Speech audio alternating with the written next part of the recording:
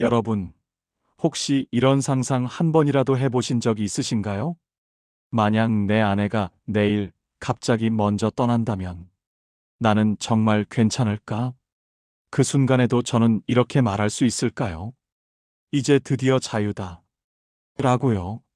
그런데요, 진짜 무서운 건 아내가 떠난 그날이 아니라 그 다음 날 아침입니다.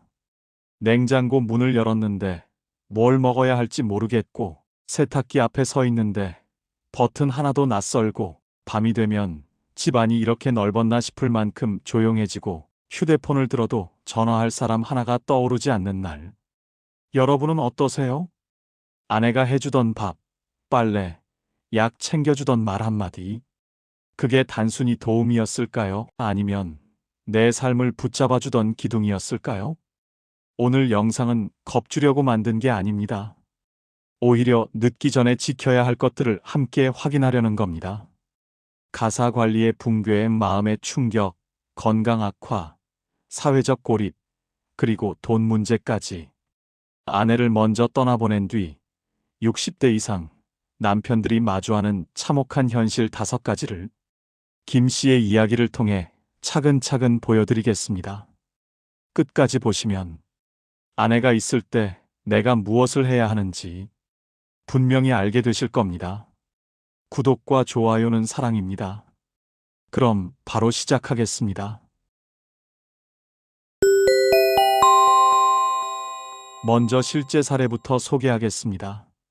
서울에 사는 65세 남성 김영수 씨는 아내를 먼저 떠나보낸 뒤 자신의 경험을 유튜브에 솔직하게 담아 공유했습니다. 영상 제목은 매우 도발적이었죠. 충격 아내 먼저 떠나면 남편은 이렇게 됩니다. 영상이 공개된 지 하루 만에 수만 건의 조회수를 기록하며 댓글이 폭발했습니다. 나도 똑같이 느끼고 있다. 눈물이 났어요. 혼자 서는 게 이렇게 힘든지 처음 알았습니다. 같은 공감의 반응이 쏟아졌습니다. 김 씨 자신도 영상을 올리기까지 망설였다고 합니다. 이 이야기가 누군가에게 위로가 될까? 고민 끝에 그는 영상을 공개했고 자신의 감정을 솔직히 털어놓았습니다. 그는 영상에서 이렇게 말했습니다. 아내가 떠나고 나서 나는 혼자 남게 되었지만 마침내 자유를 얻은 줄 알았어요. 이 한마디가 많은 사람의 가슴을 울렸습니다. 그런데 이어서 그가 털어놓은 사연은 전혀 예상치 못한 참혹한 현실이었습니다. 지금부터 김 씨가 경험한 5가지 현실을 함께 들어보겠습니다. 첫 번째, 충격과 반전. 첫 번째 현실은 모두가 한 번쯤 기대해본 그 말에서 시작됐습니다. 혼자가 되면 이제 좀 자유롭지 않을까? 많은 사람들이 고개를 끄덕였습니다. 하고 싶었던 것, 미뤄뒀던 것, 마음대로 해볼 수 있을 것 같았으니까요. 그런데 김 씨는 조용히 고백했습니다. 자유라고 생각했던 그 말은 거짓말이었어요. 그 한마디에 분위기가 얼어붙었습니다. 김 씨 자신도 믿기지 않는다는 표정이었습니다.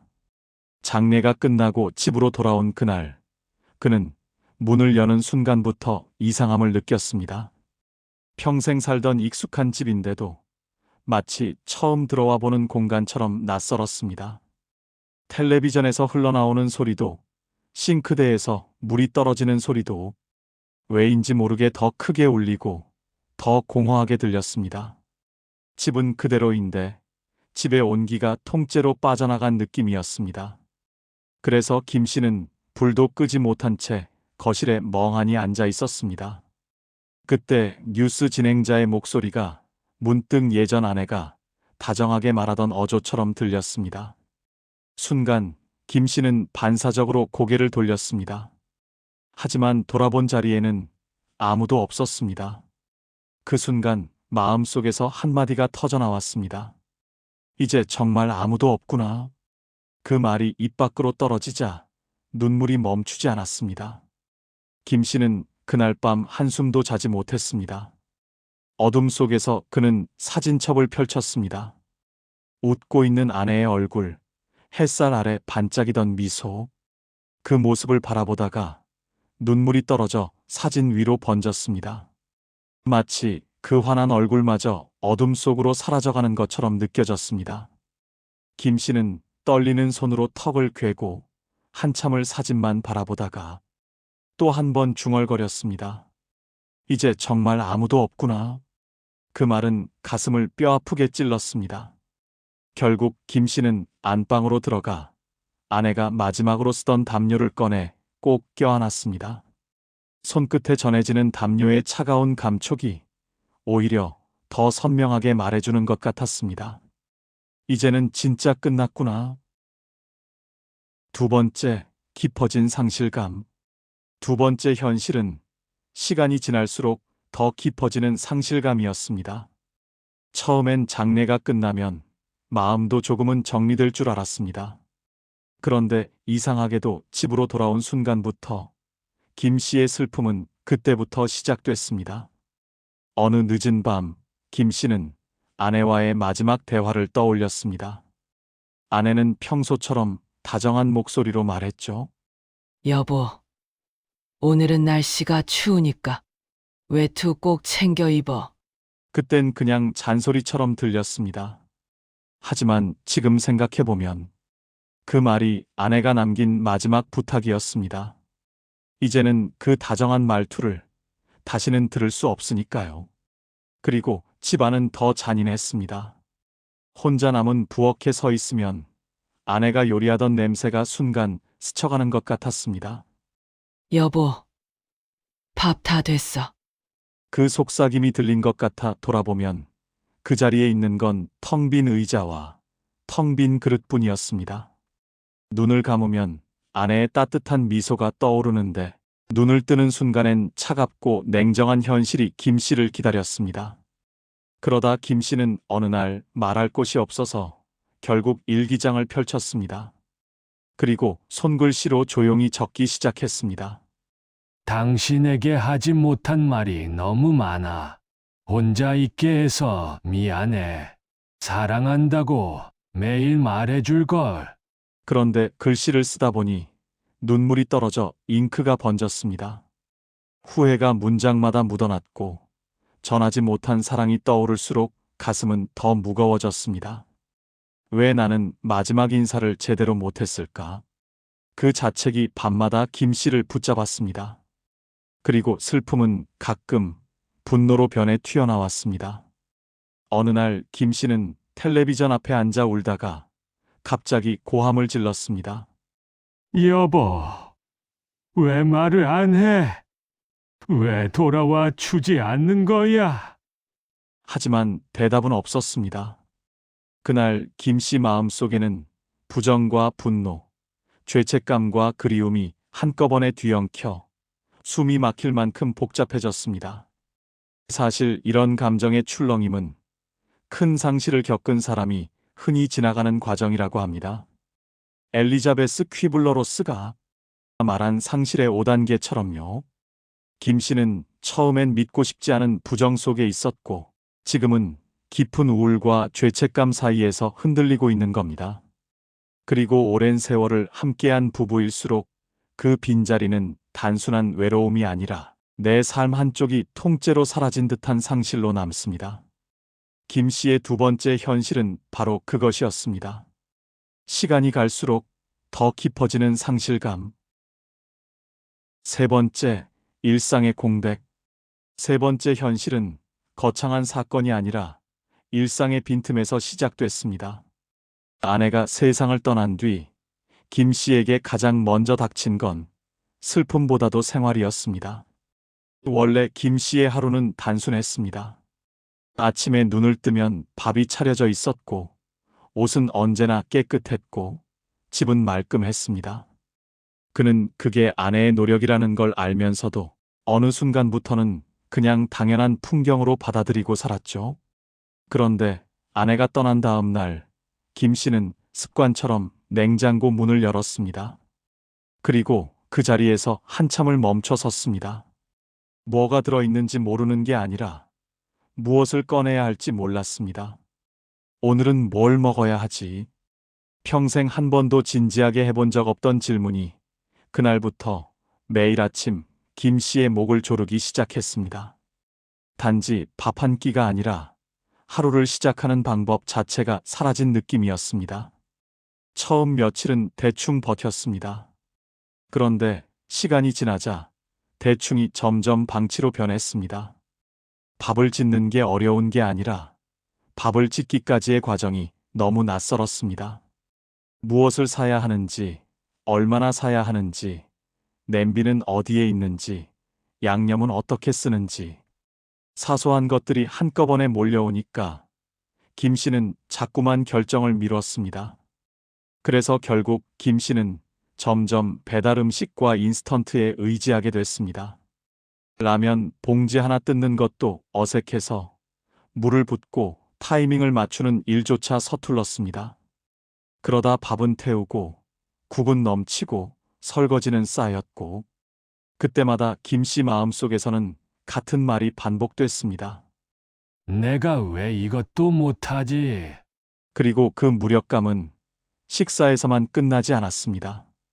예전에는 아내가 약 드셨어요? 하고 챙겨주던 일이었습니다. 하지만 혼자가 되자 약은 자꾸만 놓쳤습니다. 병원 예약일을 깜빡해 몇 번이나 약속을 미루기도 했고, 약 봉투는 식탁 위에 놓인 채로 며칠씩 지나갔습니다. 그렇게 건강관리에 구멍이 하나씩 생기자 몸도 마음도 같이 무너지기 시작했습니다. 그 다음은 가사일이었습니다.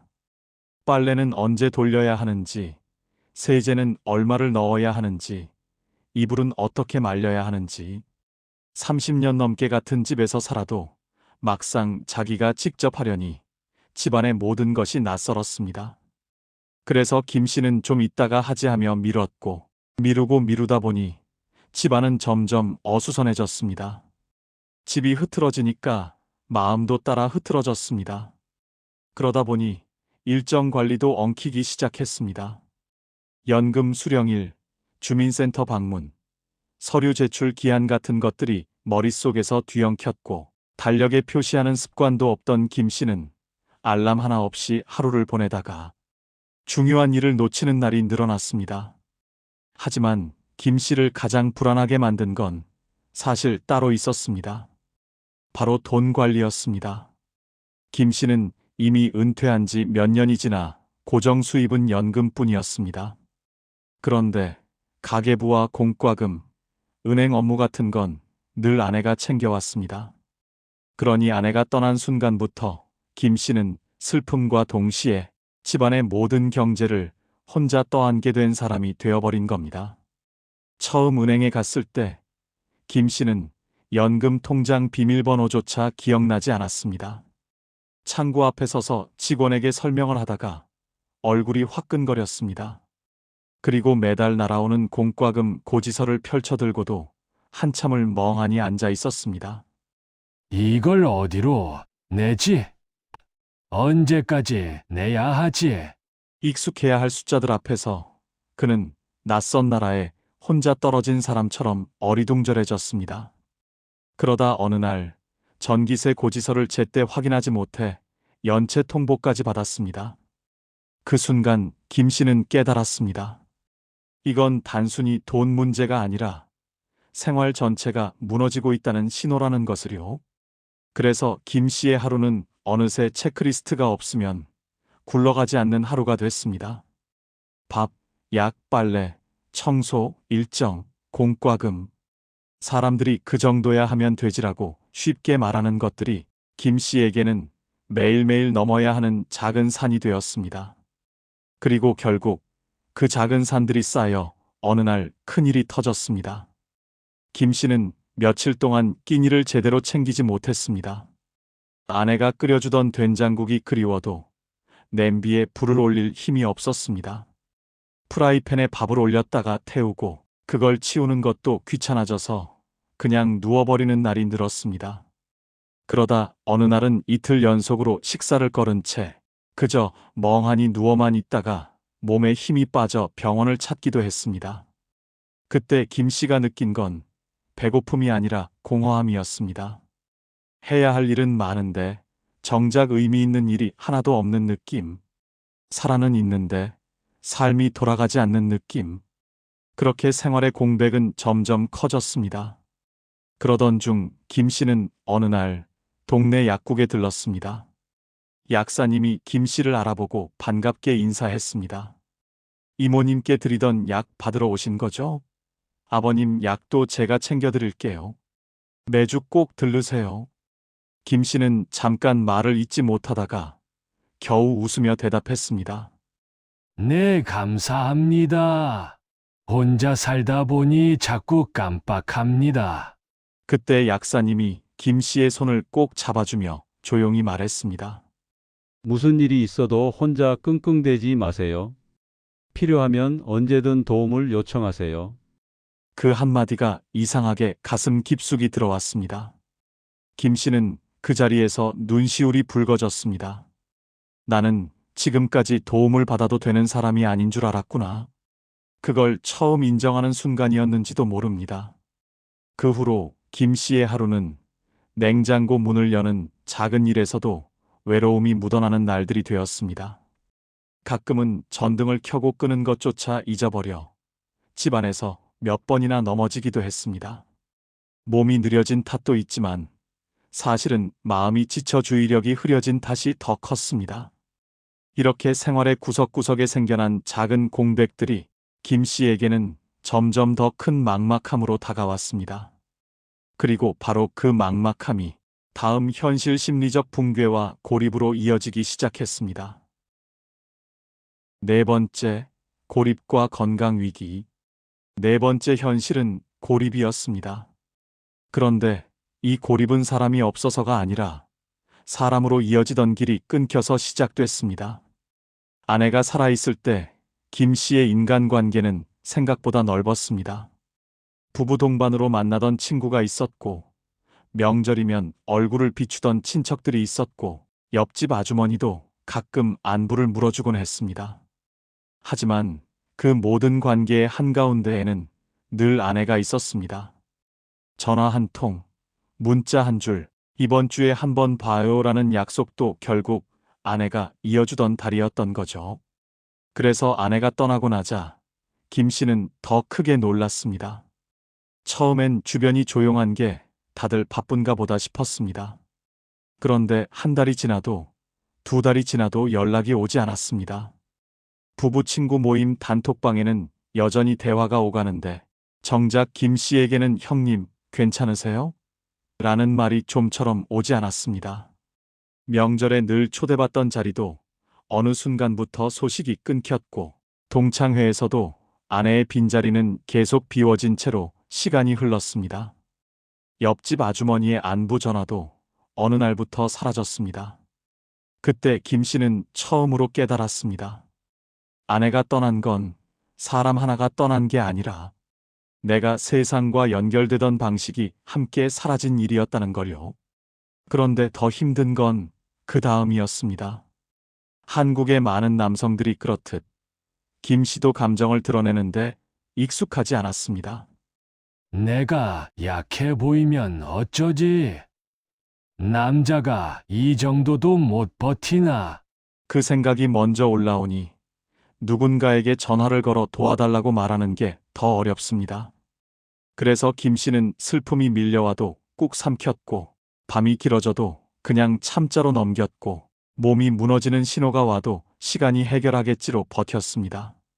하지만 문제는 고립이 마음에서 끝나지 않는다는 것입니다.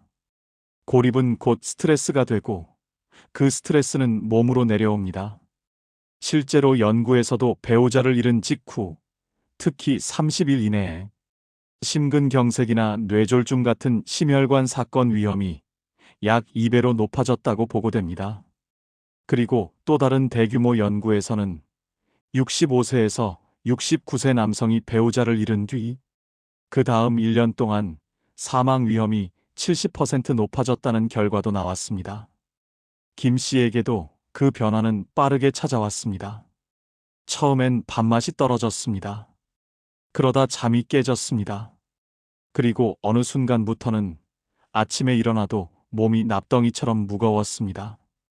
한 달 만에 체중이 10kg 가까이 빠졌고 고혈압과 당뇨 수치도 흔들리기 시작했습니다. 두통과 복통이 잦아졌고 밤에는 눈을 감아도 생각이 멈추지 않아 잠드는 것조차 어려워졌습니다. 그러다 결국 김 씨는 병원을 찾았습니다. 진료실에서 의사가 김 씨의 손을 꼭 잡고 조용히 물었습니다. 가족분이나 가까운 지인분과 요즘 연락하고 계세요? 아니요. 그냥 혼자 견뎌보려고요. 의사는 고개를 천천히 끄덕이더니 이렇게 말했습니다. 혼자라서 더 크게 느껴지는 겁니다. 필요한 건 혼자 짊어지지 마세요. 도움을 요청하는 건 당연한 일입니다. 그 말이 이상하게 가슴에 박혔습니다. 김 씨는 그제야 내가 약한 게 아니라 지금 상황이 원래 사람을 약하게 만드는 상황이라는 걸 받아들이기 시작했습니다. 그리고 여기서 더 무서운 사실이 하나 있습니다. 우울감은 마음의 문제로만 남지 않습니다. 식욕을 무너뜨리고 수면을 깨뜨리고 약 복용을 흐트러뜨리고 결국 다시 몸을 악화시키는 악순환이 됩니다. 실제 국내 자료 국민건강영양조사 기반 분석에서도 혼자 사는 사람의 우울, 유병률이 14.5%로 보고되었고 배우자와 함께 사는 경우는 4.9%로 더 낮았습니다. 즉, 혼자 남는 순간 마음이 무너질 확률이 통계적으로도 더 커진다는 뜻입니다. 그날 진료실을 나서면서 김 씨는 결심했습니다. 이제는 혼자 버티는 걸 자랑처럼 여기지 말자. 필요하면 도움을 청하자. 왜냐하면 네 번째 현실의 핵심은 이거였으니까요. 아내를 잃고 무너지는 건 슬픔 때문만이 아니라 혼자 견디려는 습관 때문이라는 것. 그리고 바로 그 고립이 다음 현실 더 직접적인 생활 붕괴와 재정 압박으로 이어지기 시작합니다. 다섯 번째, 생활 붕괴와 재정적 압박. 다섯 번째 현실은 생활 붕괴와 재정 압박입니다. 이건요, 마음이 아픈 수준이 아니라 어느 날 갑자기 삶이 멈춰버리는 공포로 찾아옵니다. 김 씨는 어느 겨울 아침 거실이 이상하게 차갑다는 걸 느꼈습니다. 보일러가 고장 난 줄 알고 버튼을 눌렀는데 화면에 뜬 건 가스 중단 예정 알림이었죠. 그제야 그는 기억해냈습니다. 가스비 고지서가 며칠 전 우편함에 꽂혀 있었다는 걸요. 그날 김 씨는 급하게 주민센터와 은행을 오갔습니다. 그런데 더 무서운 건 돈이 없어서가 아니었습니다. 돈이 어디서 나가고 어디로 들어오는지 그 흐름이 한순간에 끊겨버렸다는 겁니다. 아내가 떠나기 전에는요, 집이 그냥 돌아갔습니다. 공과금은 알아서 나가고 보험은 알아서 유지되고 통신비도 제때 빠져나갔습니다. 하지만 혼자가 되고 나서부터는 통장 비밀번호 하나, 자동이체 하나, 보험 갱신 하나가 김 씨에게는 지뢰밭이 됐습니다. 그때부터 생활이 무너지는 속도는 정말 빠릅니다. 고장난 수도를 방치했다가 수리비가 한꺼번에 나오고 병원비가 늘어나고 약값이 겹치고 장례 이후에 남은 비용과 정리할 서류들이 눈덩이처럼 쌓여갑니다. 그리고 그 틈을 타서 가장 잔인한 일이 벌어집니다. 어르신, 지원금 받으시려면요. 1링크만 누르세요. 연금이 정지될 수 있습니다. 지금 확인하셔야 합니다.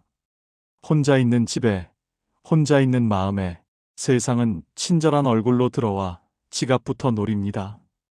김 씨는 그날 밤 불 꺼진 거실에서 계산기를 두드리다가 손이 덜덜 떨렸습니다.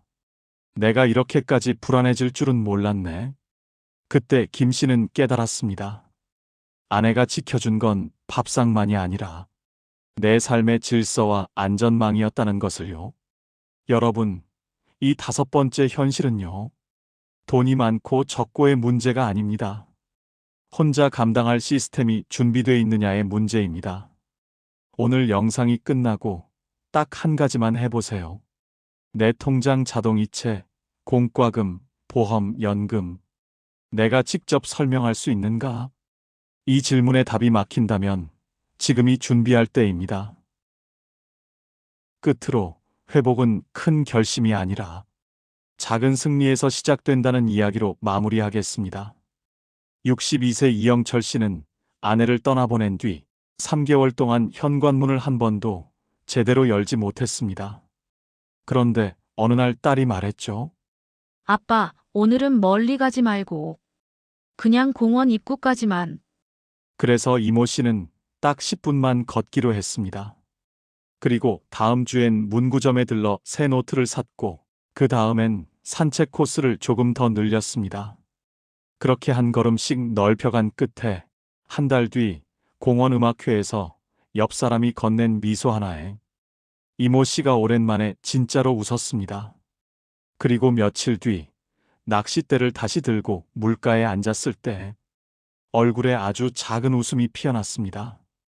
아나, 아직 끝난 게 아니구나. 또 70세 박한상 씨는 교회와 노래가 삶의 전부였지만 아내가 떠난 뒤엔 예배당 근처만 가도 숨이 막혔습니다. 그런데 목사님과 친구들이 조용히 손을 잡아주었습니다. 그냥 앉아만 있어도 괜찮아요.